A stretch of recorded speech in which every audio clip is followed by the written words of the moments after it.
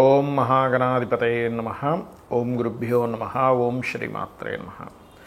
అరుణాం కరుణాతరంగితాక్షీం ధృతపాశాంకుశపుష్పబాణచాపాం అనిమాదిభిరావృతాం మయూకైః అహమిత్యేవ విభావయే భవానీం. శ్రీమాత్రే నమః.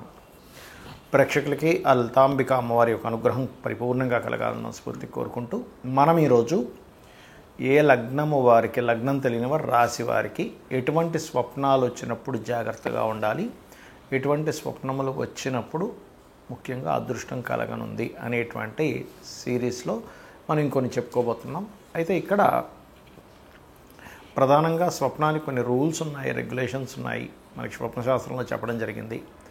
అయితే దీని గురించి నేను మీకు ఎండింగ్లో చెప్తాను. సో వీడియో ఎండింగ్ వరకు చూడండి. స్వప్నం అనేటువంటిది ఏంటంటే ఒక దేవత స్వప్నంలోకి వస్తుంది, లేకపోతే మనకి ఇన్సిడెంట్స్ స్వప్నంలోకి వస్తాయి. అలాగే మన పితృదేవతల స్వప్నంలోకి వస్తుందంటే అది ఒక యాక్సిస్ ఉంది, మనకి ఎవరైనా రావడానికి యాక్సిస్ ఉంది. కాకపోతే దీనివల్ల మనం ఏం తెలుసుకోవచ్చు, ముందుగా మనం ఆ స్వప్నం ద్వారా దాన్ని డీకోడ్ చేసుకొని ఒక నిర్ణయం తీసుకుంటున్నాం, ఒక పని చేస్తున్నాం, అది ఎంతవరకు కరెక్ట్ అనేటువంటిది మనకి స్వప్నశాస్త్రం చెప్తుంది. ఒక్కొక్క లగ్నం వారిది మనం తెలుసుకుందాం. మిథునము వారికి స్వప్నం అనేటువంటిది ఎటువంటిది వచ్చినప్పుడు మీరు చాలా జాగ్రత్తగా ఉండాలి అంటే, గొడవలు బాగా గొడవలు అవుతున్నట్టుగా వచ్చింది, లేకపోతే ఫైర్ వచ్చింది స్వప్నంలోకి, లేకపోతే ఏదో లోయల్లోకి వెళ్ళిపోతున్నట్టుగా వచ్చింది, ఇది చాలా చాలా చాలా కేర్ తీసుకోవాల్సిన అంశం. ఇది లేదండి నాకు జన్మజాతకంలో అంటే కొంతమందికి ఎలా ఉంటుందంటే, మిథునం వారికి రవి పాడయ్యాడు అనుకోండి, నీచభంగ రాజయోగం ఉంటే పర్లేదు, రవి 3వ అధిపతి ఒకసారి పాడయ్యాడు, అప్పుడు వీళ్ళకి మేఘాల చాటు వెళ్తున్నటువంటి సూర్యభగవానుడు వస్తే మీరు అక్కడ అర్థం చేసుకోవాల్సింది ఏంటంటే, ఎక్కడో ప్రమోషన్స్ వచ్చేటువంటి విషయాల్లో ఇబ్బంది ఉంది. అలా కాదండి, నాకు సూర్యభగవానుడు చాలా బాగున్నాడు నా జన్మజాతకంలో, కాకపోతే ఇక్కడ మీకు అలా బాగున్నప్పుడు నీచభంగ రాజయోగాల్లో పడ్డప్పుడు అప్పుడు సూర్యుడు మంచి స్వప్నం దీంట్లోకి రావడం, స్వప్నం ఒకటే కాదు నిమిత్తం రూపంలో కూడా కనబడుతూ ఉంటుంది మనకి ఏదైనా ఒక ఇన్సిడెంట్ అనేటువంటిది, అటువంటివి కూడా చూపిస్తూ ఉంటాయి. అలాగే మరొక విషయం ఏంటంటే, ఇక్కడ గమనించినట్లయితే ఈ యొక్క స్వప్న సంబంధించినటువంటి విషయాలలో ప్రధానంగా ఈ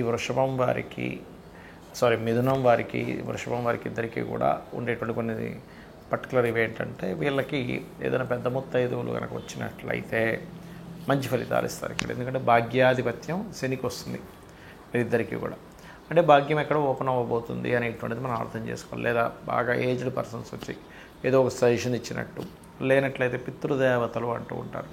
సర్వసాధారణంగా మిథునం వారికి ఇప్పుడు ప్రస్తుతం భాగ్యస్థానంలో రాహు ఉన్నందుకు కాస్త గతించిన వాళ్ళని పితృదేవతలను కూడా చెప్తూ ఉంటారు. వాళ్ళు రావడం స్వప్నంలోకి, వాళ్ళు ఇచ్చేటువంటి ఏదైతే సంకేతం ఉంటుందో దాన్ని చాలా క్లీన్గా అబ్జర్వ్ చేయండి. ఎప్పుడైనా మనకి స్వప్నం వచ్చినప్పుడు ఏంటంటే వాళ్ళకు సంకేతం ఇస్తూ ఉంటారు. ఆ సంకేతం ఇచ్చేటప్పుడు వాళ్ళు ఎలా ఉన్నారు, ఆనందంగా ఉన్నారా లేకపోతే దుఃఖంతో ఉన్నారా, ఎటువంటి వస్త్రాలు ధరించారు, ఇవన్నీ కూడా అబ్జర్వ్ చేయండి. అనే విధాలు మీకు బాగుంటుంది. ముఖ్యంగా స్వప్న శాస్త్రానికి ఉండేటువంటి రూల్స్ అండ్ రెగ్యులేషన్స్, మనకి శాస్త్రాల్లో చెప్పినటువంటి అంశం ఏమిటి అనే విషయాలు తెలుసుకుందాం. మీకు ఏదైనా ఒక స్వప్నం వచ్చింది అనుకోండి, ఆ యొక్క స్వప్నం ఏదైతే ఉందో దానికి సంబంధించిన విషయంలో మనకి చూడండి, ఎవరైనా డాక్టర్స్ని కన్సల్ట్ చేసిన సైంటిస్టులు ఏమంటారు, మీరు పొద్దున్నంతా మీరు దాని గురించి ఆలోచించారండి అందుకే వచ్చింది అంటారు. అది 100% కరెక్ట్, అందులో డౌట్ ఏం లేదు, 100% అది నిజం. కానీ మనకి శాస్త్రాల్లో చాలా స్పష్టంగా దాని గురించి ఒక క్లారిటీ ఇచ్చారు. ఏంటంటే, మీరు చూసింది, మాట్లాడింది, అనుమానించింది, అదే పనిలో ఉన్నటువంటి అంశాలు ఏవైతే ఉన్నాయో అదే మరలా మీకు నైట్ స్వప్నంలోకి వస్తే అది స్వప్న శాస్త్రంలో దాన్ని పెద్దగా పట్టించుకోవాల్సిన పని లేదు, డీకోడ్ చేయాల్సిన పని లేదు. అంటే ఎలా అంటే, ఇప్పుడు జూకి వెళ్ళారు, పాములు కనబడ్డాయి, అమ్మో పాము స్వప్నంలోకి వచ్చిందంటే సంబంధం లేదు.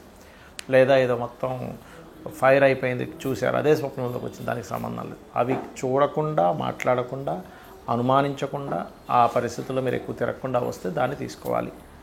ఇక రెండవది ఏంటంటే, స్వప్నశాస్త్రం విషయంలో ఏ సమయానికి వస్తే ఎన్ని రోజుల్లో నెరవేరుతుందని కూడా చెప్పడం జరిగింది. ఏమిటది అంటే, రాత్రి సమయంలో గుర్తుపెట్టుకోండి, రాత్రి 9-10 గంటలప్పుడు మీరు నిద్రపోయారు, 12 లోపల మీకు వచ్చింది, అది 6 నెలల నుంచి సంవత్సరం లోపల మీకు అవ్వచ్చు ఆ స్వప్నం యొక్క రిజల్ట్ అనేది. అది గుడ్ అయితే గుడ్, బ్యాడ్ అయితే బ్యాడ్. అలా కాకుండా మీకు 12 నుంచి 3 గంటల ప్రాంతంలో వస్తాయి, 3 నుంచి 4 నెలలు, 5 నెలలు మొత్తం మీద వస్తుంది. అలాగే 3 నుంచి 5 గంటల వ్యవధిలో కనుక వస్తే 1 మంత్లో అయ్యే ఛాన్సెస్ ఉంటుంది. 5 నుంచి 6 గంటల సమయంలో తెల్లవారుజామున మీకు కనుక వస్తే అది 10 to 15 days 10 daysలో కూడా అవ్వచ్చు. నిద్ర అసలు నాకు స్వప్నం వచ్చిందని వెంటనే నిద్ర లేచాను, పొద్దున్నేమో ఇప్పుడే అవుతుంది అని నిద్ర లేచాను అన్నప్పుడు మీకు అది 1 weekలో కూడా అయ్యే ఛాన్స్ ఉంటుంది. 2-3 రోజుల్లో కూడా దాని యొక్క ప్రభావం చూపిస్తుంది. అయితే ఎప్పుడు కూడా మీకు ఎటువంటి స్వప్నం వచ్చినా గుర్తుపెట్టుకోండి, అర్ధరాత్రి కూడా మెలకు వచ్చింది ఒక స్వప్నం వచ్చి, అది మంచి స్వప్నం అయితే ఇక నిద్రపోవద్దని చెప్తుంది శాస్త్రం. 2-3 గంటలప్పుడు వచ్చింది, చక్కగా స్నానాది కార్యక్రమాలు చేసుకొని దైవతారాధన చేసుకోవాలట. దుస్వప్నం వచ్చిందండి అన్నప్పుడు కాళ్ళు చేతులు కడుక్కొని చక్కగా మరలా మీరు మీ యొక్క ఇష్టదైవాన్ని తలుచుకుంటూ నిద్రపోయినట్లయితే ఒక మంచి స్వప్నం వచ్చి అది ఆ యొక్క స్వప్న సంబంధించిన దుష్ఫలితాలు పోతాయి. అలాగే చాలామంది తెలియక ఉదయం నిద్రలేచిన వెంటనే వాళ్ళ స్వప్నం గురించి వివరిస్తారు. అలా వివరించొద్దు అని చెప్తుంది శాస్త్రం. నిద్రలేచి చక్కగా మీ కాలకృత్యాలు తీర్చుకొని మీ యొక్క నిత్య దైనందిక కర్మలు ఏవైతే నిత్య ధ్యానము మన సంధ్యావందనము లేనట్లయితే నిత్య పంచోపచార పూజలు లాంటివి ఉంటాయి, అవి కంప్లీట్ చేసుకొని చక్కగా ఆలయానికి వెళ్ళొచ్చి మధ్యాహ్నం భోజనం తర్వాత చెప్పాలి అని చెప్తుంది శాస్త్రం. అలాగే మీకు ఎటువంటి స్వప్నం వచ్చినా దాని నుంచి మీకు మంచి ఫలితమే రావాలి అంటే మీరు చేయవలసినటువంటిది ప్రధానంగా గజేంద్ర మోక్ష ఘట్టము చదవడం కానీ, త్రిజట స్వప్న వృత్తాంతం వినడం కానీ, చదవడం కానీ వినడం కానీ చేయొచ్చు. అలాగే ఒక నామస్మరణ రాముడిది కానీ కృష్ణుడిది నామస్మరణ చేయడం కానీ, లేకపోతే రామాయణ మహాభారతాలు లాంటివి వినడం కానీ చేసినట్లయితే 100% ఈ యొక్క దుస్వప్న సంబంధించినటువంటి ఫలితం తొలగిపోతుంది, గుర్తుపెట్టుకోండి. అలాగే ఇక్కడ ఏంటంటే ఏ స్వప్నం వచ్చినా కూడా అది ఎలాంటి ఫామ్లో వచ్చిందని గుర్తుపెట్టుకోవాలి. అంటే అలాగా మనకి స్వప్నం సర్పాలే వచ్చాయి, సర్పం కాటేసినట్టుకు వస్తే మంచిది అంటారు, కానీ చుట్టేసినట్టుకు వస్తే మంచిది కాదు. ఇప్పుడు గోవు ఉంది, గోవు స్వప్నంలోకి వచ్చిందండి అంటే గోవు చక్కగా నిలబడిందండి, తెల్లగా ఉంది, నేను ఆ గోవుకి నేను నమస్కరించుకున్నాను, చాలా మంచిది. అది మిమ్మల్ని పొడుస్తున్నట్టు వచ్చింది, గోవైనా కూడా మిమ్మల్ని ఎటువంటి యాక్షన్ ఉంది అందులో అది చూడాలి. అలాగే మరొక విషయం ఏంటంటే ఇక్కడ మీకు ఉదాహరణకు ఒక అగ్ని వచ్చింది, అగ్ని ఎలా వచ్చింది, కాగడా చేతిలో పట్టుకొని మీరు దారి చూపిస్తూ చక్కగా వచ్చిందా, వేరే వాళ్ళు మీకు ఒక కాగడ ఇచ్చి వెళ్ళండి చీకట్లో ఉన్నారు కదా అని వచ్చిందా అంటే ఒకరు మీకు సహకరిస్తున్నారు. స్వప్నాన్ని ఎప్పుడు కూడా అది ఆ ఫీల్ ఎలా ఉంది మీకు స్వప్నం వచ్చినప్పుడు, అది ఎటువంటి పదార్థాలతో వచ్చింది అనేటువంటిది ప్రతి స్వప్నానికి కూడా ఒక డీకోడింగ్ లాగా మీకు ముందుగా ఫ్యూచర్ చెప్పేలా ఉంటుంది. ఎందుకంటే చాలామందికి చూడండి కొన్ని ప్రదేశాల్లో మనం నలుగురితో కూర్చున్నప్పుడు ఇదంతా నాకు ఆల్రెడీ ఒకసారి కల్లోకి వచ్చిందంట. ఎలా వచ్చింది మరి, ఫ్యూచర్లో జరగబోయేది ముందుగా ఎలా కల్లోకి వచ్చిందంటే స్వప్నం అనేటువంటిది అదొక శాస్త్రము, దాన్ని బృహస్పతి కూడా రచించాడు, దాని గురించి అనేకమైనటువంటి వాటిలో ఉంది.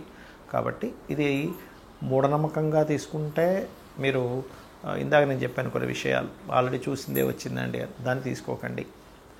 అలా కాదు, ఇది ఒక శాస్త్రంగా మీరు పరిగణిస్తూ దీన్ని స్టడీ చేస్తుంది. ఎందుకంటే ఇక్కడ మీకు నష్టపోయేది ఏం లేదు. దుస్వప్నం వచ్చింది, చక్కగా మీరు గజేంద్ర మోక్షం వినడమో చదవడమో చేస్తారు.